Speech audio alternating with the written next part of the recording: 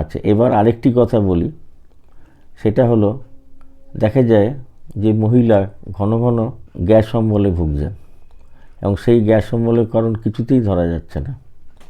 Antacid চলেছে বহুদিন ধরে, তাও তার রিলিফ হচ্ছে না, দিনে দিনে বাড়ছে। এবার গ্যাস অম্বল থেকে কখনো কখনো দেখা যায় তার বুকে ব্যথা, তার মাথায় যন্ত্রণা ইত্যাদি বিভিন্ন রকম উপসর্গ, যেগুলো সারানো খুব কঠিন হয়। কিন্তু সঠিকভাবে হিস্ট্রি নিলে দেখা যাবে যে ভদ্রমহিলার কনস্টিপেশন হচ্ছে, মানে কোষ্ঠকাঠিন্য। কেন কোষ্ঠকাঠিন্য হচ্ছে? কারণ পায়খানা রাস্তা সরে গেছে ডেলিভারির সময়। এবার তিনি পায়খানা করতে বসেন, পায়খানা হয় না, আর পায়খানা না হওয়ার জন্য গ্যাস অম্বল লেগেই থাকে। এবার এটারও ব্যবস্থা হচ্ছে পেলভিক ফ্লোর রিপেয়ার বা পেলভিক ফ্লোর রিপেয়ার। আমি আগে ভিডিওগুলোতে আলোচনা করেছি।